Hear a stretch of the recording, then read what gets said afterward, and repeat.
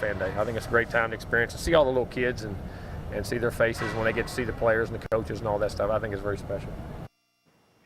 Well, we all know that familiar face, Coach Jimbo Fisher. Welcome into sports. I'm Emily Johnson. Joe has a night off. Coming off a national championship, the Noles season is fast approaching. Friday was the first practice in full pads, and today was the first practice two-a-day. The season, however, won't kick off before the team gets to meet their beloved fans. No media availability today, but yesterday we had the chance to talk to Coach Fisher. His thoughts on Jameis Winston's first full week of practice. Okay. I think he's been solid. I mean, I really don't think he hadn't been poor at all, but I think he can be a little more consistent on some things. But I think he's getting used to some new folks around him, you know what I'm saying? But we're working on some other things and different things we're doing in the offense too. So we're expanding our roles and doing some different things that we're doing. But I've been very pleased with his practice, but I think he'll even step it up. And don't forget, everyone, you will get your chance to meet Jameis and Jimbo at Fan Day tomorrow. The team will take pictures in the morning inside Doak Campbell, and then in the afternoon from noon to 2, you are encouraged to go out to the Civic Center to meet those players and coaches. The team will also be holding an open practice from 4 at 4. So with all this FSU football talk, who's ready for the season to get started? The countdown continues. There's 21 days now until the August 30th kickoff against Oklahoma State and nowhere else but Arlington, Texas.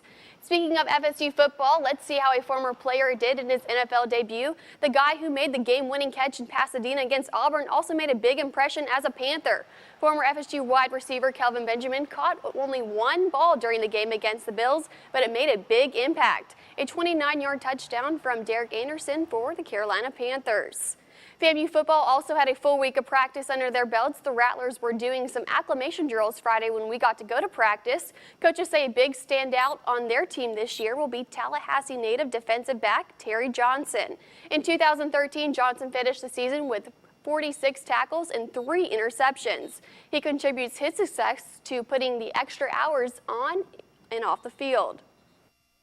Just my technique, details, paying attention to detail. You know, after practice, I go in there, watch film. After film session, I stay a little bit longer, you know what I'm saying, to work on my technique, critique everything, and just go from there. And how about the exciting golf being played at Valhalla Golf Club right now? It's been a lot of Rory McIlroy with many players chasing him, but no one has been able to do so. He's the leader after 54 holes. McIlroy is at the top in the clubhouse at 13 under, with Wiesberger at 12 under, and Ricky Fowler is at 1 shot back at 9 under. FSU alumnus Jonas Blix is sitting at 3 under. And how about former Nole Brooks Koepka? Today he carded a 66 to finish at 5 under. Here are some major league games tonight. Braves are currently in a rain delay, and Marlins are tied in the first inning against the Reds. The Rays won tonight 4-0 against the Cubs.